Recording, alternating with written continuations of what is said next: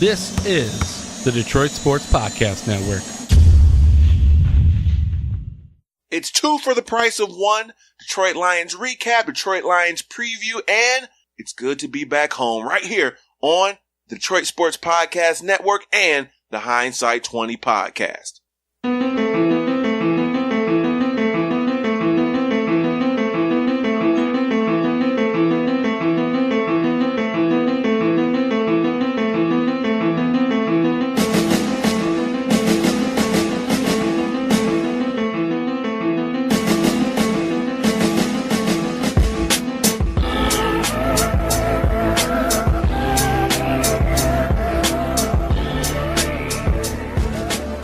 It's the Hindsight 20 podcast. I'm your host, Jerry Mallory. I want to thank each and every one of you for listening. And as the great 90s rocker Aaron Lewis would say, it's been a while. And as one of the best WWF wrestlers of all time would so eloquently put it, finally, I'm back home. Well, I don't think he quite said it like that, but you get my drift. I'm Jerry Mallory, your podcast host. And I've been gone for a little while. There's been a few things going on, but just like the Lions, off to a good start. We're hoping to kick off the 2017 Detroit Lions podcast season with a bang. So let's do a little bit of in-house business before we get into, like I said, a recap of the win versus the Cardinals and then a preview of Monday Night Football versus the Giants. If this is your first time hearing me, perhaps it is because since I've been gone right around the draft time, Detroit Sports Podcast Network just keeps growing and growing and growing. It's built up to a crescendo. It's the biggest and best thing going on. So we've got a lot of new listeners. Like I said, this is Detroit Lions podcast. We call it Hindsight 20. Every Monday, you'll get a recap of the game that happened on Sunday. We know the schedule, like Monday Night Football and things like that. Occasionally, the day in which the podcast is put out will change, but by and large, every single Monday, bright and early, as you're on your way to the gym, to pump some iron. I know I sound about 60 years old saying pump some iron.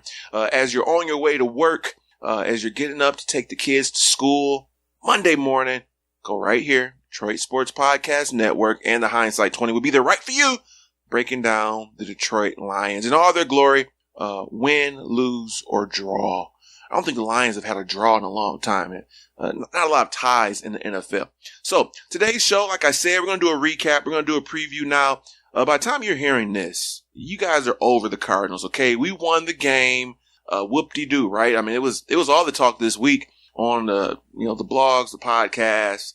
Everywhere you look, they're talking about it. So I'm not going to spend too much time on the Cardinals game. I'm going to try my best not to regurgitate the things that have already been said. So I got like 4 points, 4 players that maybe weren't talked about that much. A couple good, a couple bad, just to give you a different take on the events of last Sunday. And then we'll move right along to the G-Men, Monday Night Football, taking on our beloved boys in Honolulu Blue and Silver. I'll talk a little bit about the NFL. If you follow me on Twitter at Jerry Mallory NFL, I had a hot take, all right, when giving my predictions for not just the Lions, but the NFL season as a whole. We'll touch on that. And then we're not going to get fantasy football crazy, but I'm going to tell you how fantasy football is starting to ruin my real life football existence, if you will. So we're not going to delay anymore. Let's give you what we normally do, the half-hour dosage of Detroit Lions goodness. Listen, guys, the first game, you want to win it, right? You look at that schedule. The schedule's tough on paper. We're starting to see a little bit more, like the Bengals, who we thought maybe had a down year, would bounce back. Well, they're looking kind of bad. The Cardinals, we thought this was a quality win, but now, they barely beat the Colts. Just watch that game. It went to overtime. But you can't make excuses for a win. You need a win. The schedule still looks tough, especially like the first half. So a win any way you can is huge.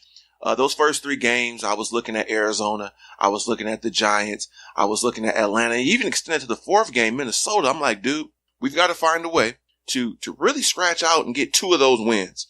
Because starting off 1-3, yeah, that's all fine and dandy. We did it last year, and lo and behold, we still made the playoffs. But, these slow starts can really affect your team. And that's like a Madden saying, right? All right, yeah, these slow starts can really affect your team. I mean, it's a no-dust statement, but it is true. And so, as tough as this schedule is, getting a win any fashion. I don't care how good the Cardinals are or aren't. Got a little question about them now, the way they barely gave that game away to the Indianapolis Colts. I don't care. A win is a win is a win. So we're glad that we got it. And everyone's been talking about Kenny Golladay. That's my boy. Someone that I've been a big fan of. Like I said, he reminds me of Jordy Nelson. Everyone's talking about that back seven, man. I mean, all those interceptions from the DBs and the linebackers taking care of work. Jared Davis looking like Brock Lesnar with the suplex. You know, you got to love it. But I'm going to talk about a couple of other things, a few unsung moments of the game that I really appreciated. Now, the first thing I appreciated had nothing to do with the Lions. It had everything to do with me. We're going to get selfish for a second. So I bought tickets to this game. I've had season tickets on and off. I don't do it every year. I did it 2 years ago. Maybe I'll do it next year. It kind of varies with me. And so I don't have season tickets this year. But I said, I'm going to go to as many games as I can. The aftermarket StubHub, you can pretty much buy like a ticket every game and probably spend a little bit less than if you bought the full package of season tickets, especially excluding the need to buy the 2 preseason games at about the same price as a regular season game. That's just a big no-no. I never renew, re-up, or do anything with season tickets until after our last preseason game. That's an absolute farce that they're going to charge you close to the same amount. It might be the exact same amount as a regular season game for a game that you can get on StubHub for like $5 to $10. So, anyways, don't have season tickets this year, but I was in the house. I was sitting like in I don't remember. I was in the 300 section, kind of in the sideline area, good seats, second row, and I appreciated it. What I appreciated even more was at halftime. And, these 2 little kids, they're about 16, 17. They're walking around asking people if they wanted to upgrade their seats. Now, listen, I'm from Detroit. I grew up off, Dexter and Joy Road. Okay. I'm not a chump, a sucker, or anything like that. I'm aware of scams. I'm not that naive or gullible. And I think my wife is even more astute, to things going on. But lo and behold, they came to me and they said, "Hey, you want to upgrade your seats?" I'm like, "All right, talk to me." And, they said, "Well, just give us a couple bucks. We're sitting in section 2. I think it was like 208. It was basically the 40-yard line and it was row 2. Like, give us a couple bucks. We don't like football. Our neighbor gave us the tickets. So if you want to sit there, give us a few dollars and it's yours. We're not trying to scam you. We'll walk with you to the seats, et cetera, et cetera." I'm like, all right. The amount that they asked for was not astronomical by any means. About the cost of, let's say, a pop, a hot dog, and a pretzel. No, it wasn't even that much. Let's just say a pretzel and a pop and a bag of chips at Ford Field. So I'm like, all right, cool. I'm looking at them, trying to scope them out. They're trying to scam me. What's going on? I said, a chance to sit this close. These are some nice seats. I don't, hey, if it's up to me, if I'm paying my money, I'm not going to sit that close. It's just a little bit too rich for my blood. I said, I'll risk it. I gave them a couple of bucks. Lo and behold, it worked out. I sat 40-yard line, second row, right behind the Lions bench. It was amazing. Now, I think the best seats in the house are probably 20 to 30 rows up in 40-yard, 50-yard line because you can see the plays progress. Now, that close on the second row, you can't really see the plays progress perfectly. About 20, 30 rows up is kind of the view you get when you're watching from home, that perfect little view there. But you know what? To sit that close, to see some of the reactions, to see some of the attitudes and the disposition of the players, for me, it was quite the unique experience. So briefly, and I'll get on to the game, Golden Tate, he was probably of all of the main players, the most loose, kind of having a good time, trying to cheer his team up. Matt Prater, maybe it's just a kicker thing because, we don't want to associate with you kickers, but he was the loner. He kind of always had a scowl on his face, kind of serious, but guess what, man? 58 yards, emergency punter. He can be mean looking. He can be whatever he wants. Whatever he's doing, keep doing it. Not to mention the guy who was cut from the Denver Broncos. That Denver Broncos kicker has been horrible this year. Brian McManus, I call him McAnus when I'm being an immature little boy with my fellow fantasy football guys. McAnus, 1 for 3 on field goals this year. Just missed a semi-easy one there against the Dallas Cowboys. So, one team's trash has certainly been our treasure with Matt Prater, but he's kind of stoic and serious on the sideline. Theo Reddick seemed like the leader of the running backs. He was the one kind of talking to this guy, talking to that guy, kind of in people's face, trying to pump them up, which was pretty cool. Kenny Golladay it was funny because my wife wasn't too familiar with him, but she noticed that, he looked confident. She thought maybe he came over from free agency because, he didn't look timid. He kind of was walking around. Even this was before the touchdowns. And he had an air or a swagger to him, like Miss Mallory said. She said, you know what? For him to be a rookie, he's acting like he's been there before. The demeanor obviously translated to the field with the 2 touchdowns. So it was a cool experience. Like I said, I don't know the next time I'm going to sit that close. I think those are like $300 tickets. You times that by 2. I'd rather spend $150 total on StubHub, sit up a little bit higher, and go about my merry way. But it was pretty cool. So that was an awesome thing to experience in terms of the game, being there in the second row 40-yard line. It was nice. Maybe I'll put a few pictures up on Twitter. Now, talking about the actual game, won't spend a ton of time on it. I just want to talk about a few unsung heroes. First is Jeremiah Ledbetter. There was a piece on MLive.com of how, yes, he did have that touchdown saving pressure there of, man, Carson Palmer was just really looking old. I mean, he looked better today against the Colts, but man, Father Time still undefeated, although he's in a very, very tough bout with Tom Brady and he's not winning. But guess what? Eventually, no matter how many rounds that fight goes, Father Time ends up winning. And maybe it's caught up with Carson Palmer. But Jeremiah Ledbetter, now, this guy, we bring him in out of Arkansas. I was having aspirations that he would be a 3-tech defensive lineman, 3-tech defensive tackle, a guy that can rush the quarterback. He's about 290 pounds. He's exhibited very good pass rushing moves. He's got a nice bull rush. He has a knack for creating pressures and hurries. And it wasn't just that touchdown saving play. All throughout the game, you're looking and, okay, there's Ledbetter with another hurry. There's Ledbetter with another pass rush. You know what I mean? And so we didn't get a ton of sacks, but we got enough pressure. Guys like Anthony Zettel, who I could easily include in that unsung hero, was another guy that got in there. Ziggy didn't play a lot, but he had a few pressures, and he's going to get better and better as he gets healthy. But Jeremiah Ledbetter is the guy I want to focus on as someone who has a lot of potential. They moved him inside. They moved him outside. He can be a specialty type player. This year he's got an uphill battle. You've got Ashawn Robinson, Haloti Ngata.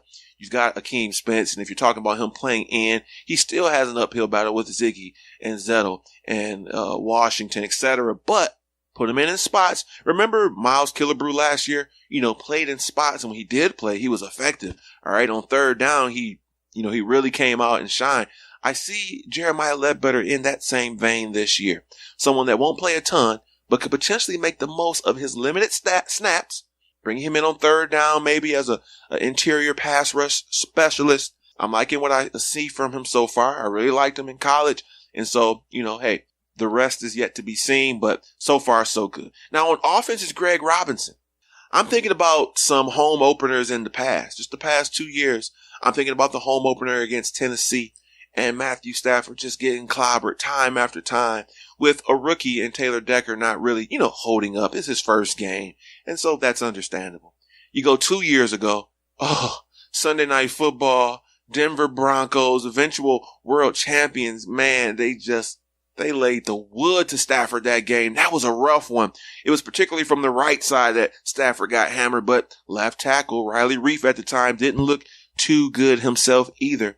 And then you go to this Sunday where Greg Robinson, someone that is, just on this team not too long ago, not 100% familiar with the system, much maligned from the Rams, and you didn't hear much about him, which is good. That's what you want from your tackles, right? Because if you're hearing about them, it's either them getting, blown up, them with a holding penalty, you know what I mean? So he helped keep Stafford upright. And when you lose one of the most promising guys in Taylor Decker at left tackle right before the season even begins, with all of the money and resources and draft picks dedicated to this offensive line, you saw kind of just their vision starting to crumble. And Greg Robinson is no Taylor Decker by any means, but if he can remain serviceable, if he can help Stafford stay upright until Taylor Decker comes back, you gotta love it. You add to the fact that we know that Robinson has the potential and chance to end up staying on this team. I still believe that left guard spot is unsettled, where everything else on the line is kind of spoken for. They're at the right side. They're even center if Travis Swanson resigns. Left guard, I'm still not 100% sold on Graham Glasgow and Joe Dahl, who looked kind of good last year in limited time, looked pretty bad in limited time this year. So it's good to see Greg Robinson, who, for all of the hype, all of the goodwill that he generated leading up to the draft, him have a pretty bad career there with the St. Louis, now Los Angeles Rams, come here as an emergency left tackle. I didn't even think he would beat out Cyrus Kouandjio. And so far, he's done one heck of a job. So props to him. Now, everyone's been talking about Kenny Golladay. I'm not going to talk about him too much. I'm just going to say this. He brings an element to the team that we have not had. It's a new dimension since Calvin left. And I know that's not that long ago, but you look at last year, Marvin was good early and then, whatever later. Golden Tate was Golden Tate. But it's that catch radius, all right? It's that guy that you throw it in the vicinity of. A guy that you can kind of toss it up to. You remember that song by Tupac, Toss It Up? Let me see you toss it up. You can toss it up to this guy. Whereas Marvin Jones, you can throw a deep ball to him sometime. And then Tate, I love the fact that he's in the slot more now, which because of Kenny Golladay, he can do that. Galladay's a guy you can toss it up to. He's a guy that you don't have to be perfectly accurate on. It's a dimension that Stafford thrived off of, man. And he had to last year really be more pinpoint with his accuracy, and that's still a good thing. You want to hit this guy in stride too, but when you don't, when it's not a perfect throw, he's clearly showing the ability to make something out of nothing. So props to Kenny Golladay, and he's been talked about so much, I'm not going to spend too much time on him. Two guys I'm going to ding. All right, I'm going to give bad remarks to TJ Lang, Amir Abdullah. Lang, we signed him to a big contract, all right? Seattle wanted him, Green Bay. We think they wanted to keep him back, but, so he has the hip injury, the surgery, and he's been, in and out of practice all year. He didn't look good. All right, plain and simple. I don't know what Pro Football Focus rated him. I don't know what scouts are saying. I'm talking about me there at the game watching him. I'm talking about me watching the game again. Whereas I saw Rick Wagner kind of open up some holes on the right side and hold his own. TJ Lang looked rusty, and I hope it's just rust. He's still young. He's the elder statesman of the offensive line, though. Hopefully it's just rust. Hopefully he's getting better from his injury. A guy that, with all the turmoil with the Green Bay offensive line all these years, he's been there and solid and good. 1 year Bakhtiari's good. 1 year this guy, they've had flux. Just speaks to how great Aaron Rodgers is, the upheaval with their offensive line. But Lang has been that constant. We need it from him. We need it badly. And it ties into Amir Abdullah as well. Now, you're not always going to get the most perfect conditions and scenarios. And Abdullah was very keen at making something out of nothing, making guys miss. He's not the fastest guy, but we didn't see a lot of that. We didn't see him making guys miss. No T at the end there, Jerry.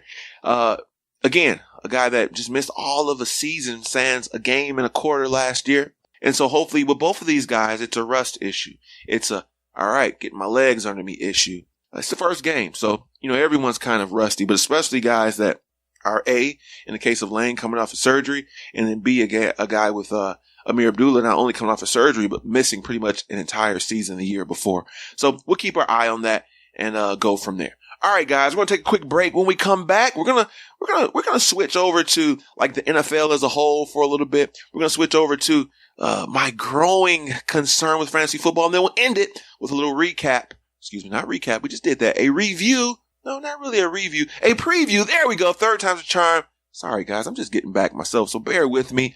A preview of Monday Night Football, Lions versus the G-Men.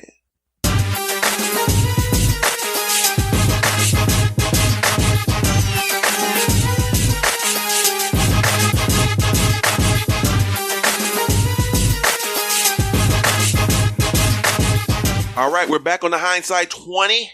Thanks for sticking around. Just a quick note on my setup. I'm still kind of working some things. I actually moved since the last time I did my show, and unpacking all my little podcast gear. I'll have my drops and all the little bells and whistles coming up soon, hopefully by the next show. And I say that now because this will be a perfect time to toot my own horn as we talk about the scope of the NFL. Now listen, it's easy to be on the Chiefs bandwagon after their first two games. All right. Beating New England in convincing fashion. Then not allowing, Philly, who's an up and coming team, come to their house and give them the big letdown after a huge road victory. They're 2-0. Kareem Hunt looks like the real deal. Travis Kelce is Travis Kelce. Their defense, that rush is legit. But tooting my horn because in my NFL predictions, Mr. Jerry Mallory not only picked the Kansas City Chiefs to beat New England in game 1, Jerry Mallory picked the Kansas City Chiefs to win the Super Bowl. And heck, we got a long way to go. As far as I'm concerned right now, I feel comfortable with my prediction. Now, we're not going to worry about who I said they'll play. That's not important. All right, it is. It's the New York Giants. That was my prediction for the season. Kansas City Chiefs over the New York Giants in the Super Bowl. Now, wait a minute. You're doing this show. They've played 2 games. Who knows if you're telling the truth? Well, hey, the proof's in the pudding, man. If you own Twitter, you're a billionaire. And if you're listening, give me some money. If you're on Twitter, though, you can go right there. Right before Thursday night, opening night kickoff, I gave you the prediction. Super Bowl, Chiefs over Giants. And the Chiefs would beat the Patriots. So, I'm tooting my own horn on that. In terms of the rest of the scope of the NFL, you guys are over that. We're in the season now. So rookies of the year and defensive and you don't care about that. I should have been here 2 weeks ago telling you about that. And you would have just mildly cared about it then. A prediction is like, you know what? Everyone has one, okay? But I am going to toot my own horn. As long as the Chiefs look good, I will remind you week in and week out that I picked the Chiefs to not only beat the Patriots that week, but to win the Super Bowl. Now, in terms of Lions, and I gave a cornbread prediction and I gave a realistic prediction. One with my heart was the cornbread prediction. That was 11-5 because, hey, cornbread tastes good. You can put it in. You can put it in chili. I like mashing up cornbread and putting it in chili. That's always good. You can get cornbread with a big old thing of butter with some fried chicken.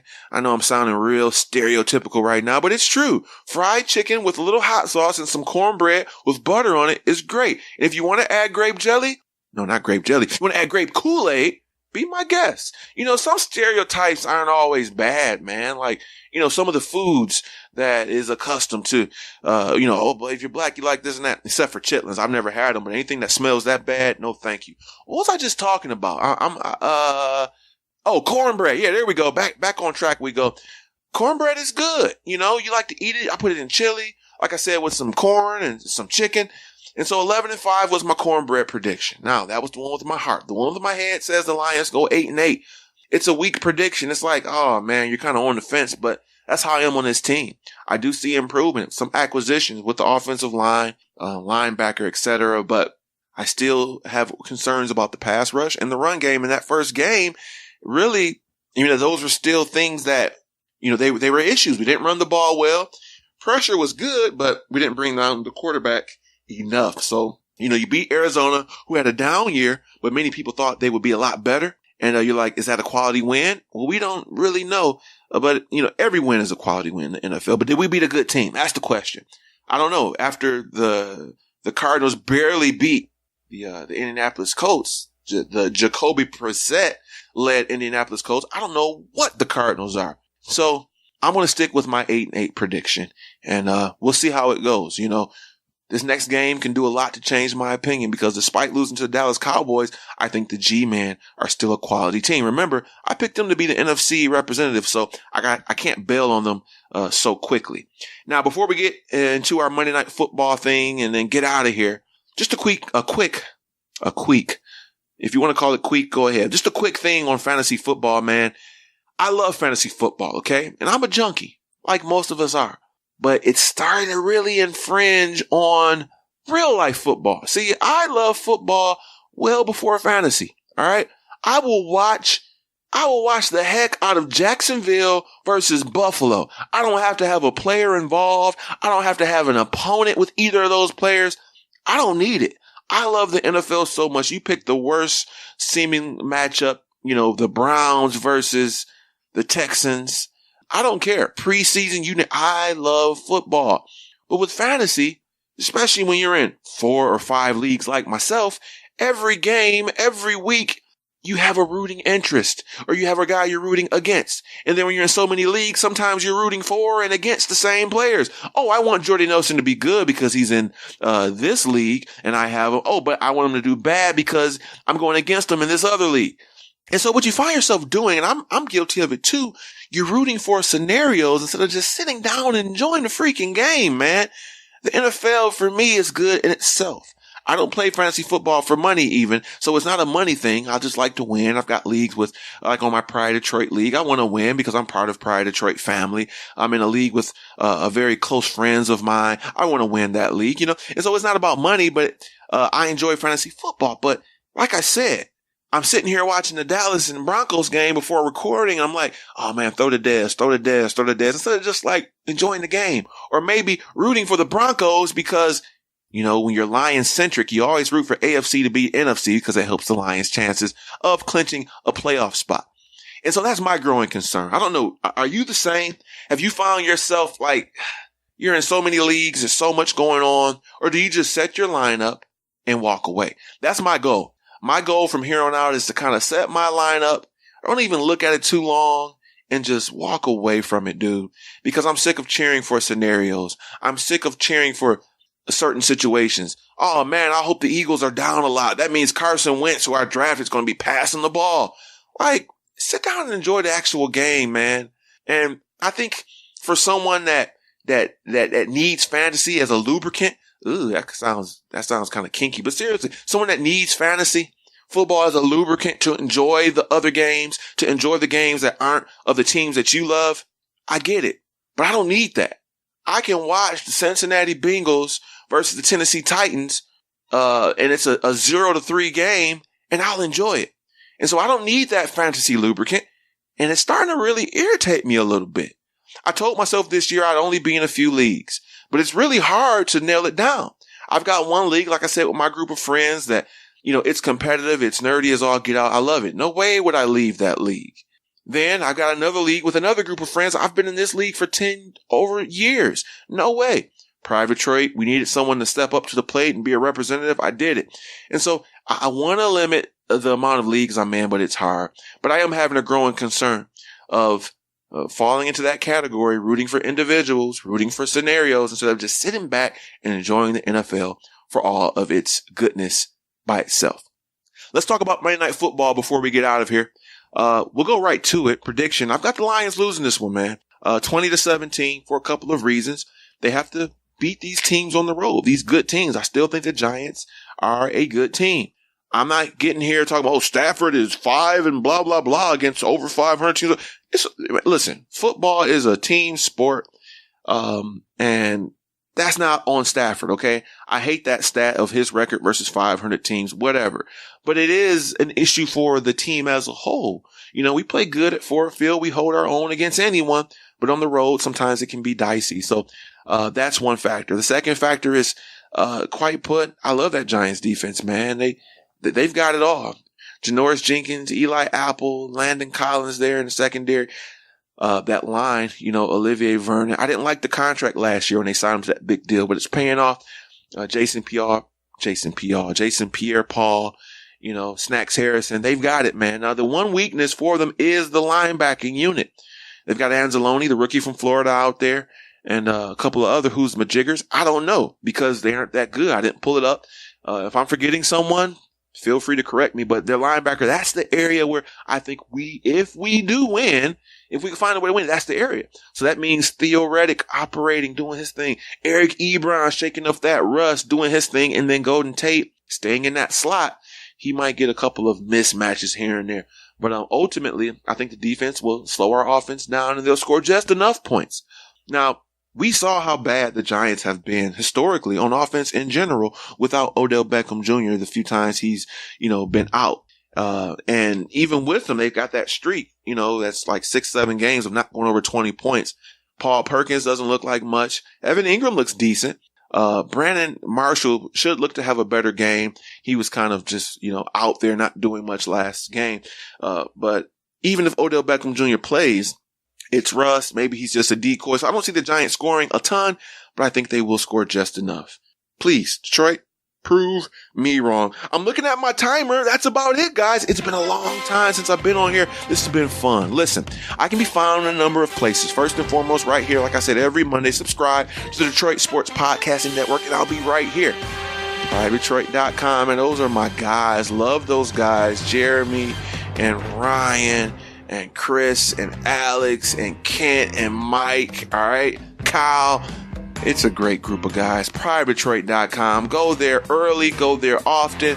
They allow me to kind of, be in the mix here and there. I got some videos coming up where you can match this wonderful and sultry and just delightful voice with an equally wonderful and sultry and delightful face. Yes, I'll have some videos up on PrideDetroit.com coming soon. Then there's Twitter at Jerry Mallory NFL.